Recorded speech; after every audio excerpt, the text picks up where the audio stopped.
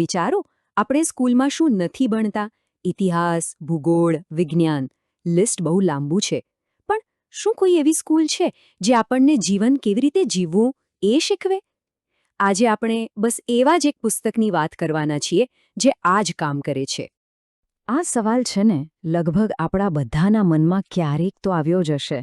આપણી પાસે ડિગ્રીઓ હોય છે, સારી માર્કશીટ હોય છે, પણ જ્યારે લાઈફની સાચી એક્ઝામ આવે ને ત્યારે આપણે કેમ ગૂંચવાઈ જઈએ છીએ?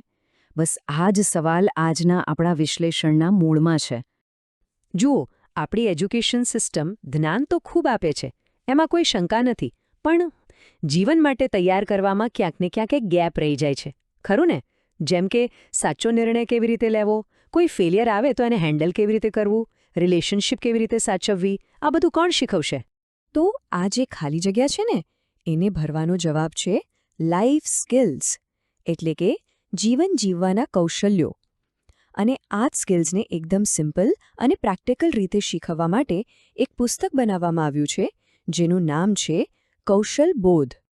તો ચાલો હવે થોડું ડિટેલમાં જઈએ અને સમજીએ કે આ કૌશલ બોધ એક્ઝેક્ટલી છે શું, કોણે બનાવ્યું છે અને સૌથી અગત્યનું તે કામ કેવી રીતે કરે છે. તો જુઓ, કૌશલ બોધ એ શાંતિલાલ મુથ્થા ફાઉન્ડેશન અને શિક્ષણ વિભાગે સાથે મળીને બનાવેલું એક અદ્ભુત પુસ્તક છે. આમ તો એ ખાસ કરીને ધોરણ 6 થી 8ના સ્ટુડન્ટ્સ માટે છે, પણ સાચું કહું ને તો એમાં જે વાતો છે ને એ તો કોઈ પણ ઉંમરની વ્યક્તિને કામ લાગે એવી છે, જીવનને એક નવી દિશા આપી શકે છે. હવે સવાલ એ છે કે આ પુસ્તક કયા આધારે બનાવવામાં આવ્યું છે? તો એનો પાયો છે વર્લ્ડ હેલ્થ ઓર્ગેનાઇઝેશન, એટલે કે WHO. એમણે જે 10 સૌથી જરૂરી લાઈફ સ્કિલ્સ ઓળખી કાઢી છે એના પર જ આ આખું પુસ્તક આધારિત છે. મતલબ કે આ કોઈ હવામાંથી ઉપજાવી કાઢેલી વાતો નથી, આ એવા 10 સાયન્ટિફિકલી પ્રૂવન સ્કિલ્સ છે જે એક બેલેન્સ્ડ અને સક્સેસફુલ લાઈફ માટે એકદમ જરૂરી છે, અને આખું પુસ્તક બસ આ 10 પાયા પર જ બનેલું છે. તો ચાલો ફટાફટ આ સ્કિલ્સ પર એક નજર મારીએ. પહેલા જે 5 છે ને એ આપણી અંદરની દુનિયાને, આપણા આંતરિક વ્યક્તિત્વને સ્ટ્રોંગ બનાવે છે, જેમ કે પોતાની જાતને ઓળખવી, બીજાની જગ્યાએ પોતાને મૂકીને એમની ફિલિંગ્સ સમજવી, પ્રેશર વગર સાચા નિર્ણયો લેવા, પ્રોબ્લેમ્સથી ડરવાને બદલે એનું સોલ્યુશન શોધવું, અને ટેન્શનના સમયે પણ મગજ શાંત રાખવું. આ બધું પર્સનલ ગ્રોથ માટે કેટલું જરૂરી છે, ખરું ને? અને હવે બાકીના 5. આ સ્કિલ્સ આપણને બહારની દુનિયા સાથે, એટલે કે બીજા લોકો સાથે જોડવામાં મદદ કરે છે. જેમ કે અસરકારક રીતે વાતચીત કરવી, લોકો સાથે સારા સંબંધો બનાવવા, કંઈક હટકે ક્રિએટિવ વિચારવું, કોઈ પણ વાતને એમ જ માની લેવાને બદલે એના ઉપર ઊંડો વિચાર કરવો, અને છેલ્લે પોતાની લાગણીઓને કાબૂમાં રાખીને એની સાથે ડીલ કરવું. અને હવે આવે છે સૌથી ઇન્ટરેસ્ટિંગ પાર્ટ. આ પુસ્તક છે ને આ બધી સ્કિલ્સ કોઈ બોરિંગ લેક્ચરની જેમ નથી શીખવતું.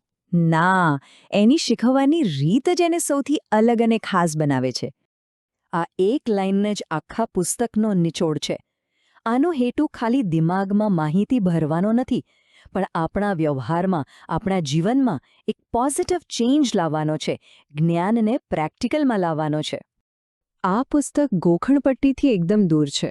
એનું માનવું છે કે ગોખેલું નોલેજ તો પરીક્ષા પછી ભૂલી જવાય, પણ જે વસ્તુ અનુભવીને શીખ્યા હોઈએ ને એ જીવનભર યાદ રહે છે.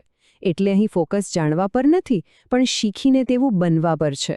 તો આ સમજણ કેવી રીતે કેળવાય? એના માટે પુસ્તકમાં મસ્ત એક્ટિવિટીઝ છે, જેમ કે રોલ પ્લે, જેમાં સ્ટુડન્ટ્સ અલગ અલગ કેરેક્ટર બનીને પરિસ્થિતિને ફીલ કરે છે. ગ્રુપ ડિસ્કશન થાય છે, જ્યાં દરેકને બોલવાનો મોકો મળે છે અને કોન્ફિડન્સ વધે છે.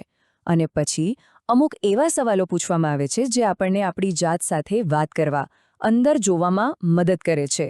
તો હવે મેઇન સવાલ, જ્યારે કોઈ સ્ટુડન્ટ આ 10 સ્કિલ્સને ખરેખર શીખી લે ત્યારે એનું રિઝલ્ટ શું આવે? એની અસર ખાલી એના રિપોર્ટ કાર્ડ પર નહીં, પણ એની આખી પર્સનાલિટી પર અને આસપાસના સમાજ પર પણ દેખાય છે.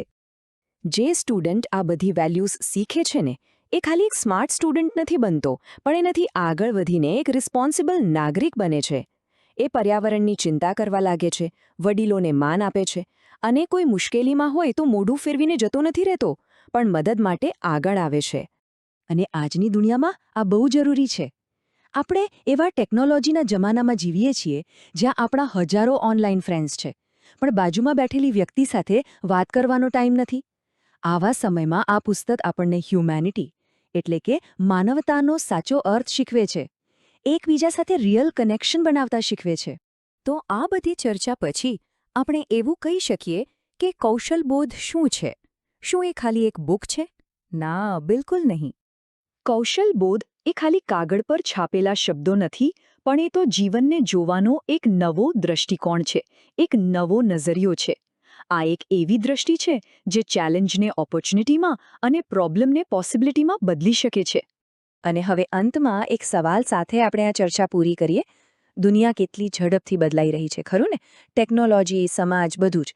તો આવા સમયમાં આવનારી જનરેશનને સર્વાઈવ કરવા અને સક્સેસફુલ થવા માટે આ 10માંથી કઈ એક સ્કિલ સૌથી વધુ ક્રુશિયલ લાગશે? આના પર જરૂર વિચારજો.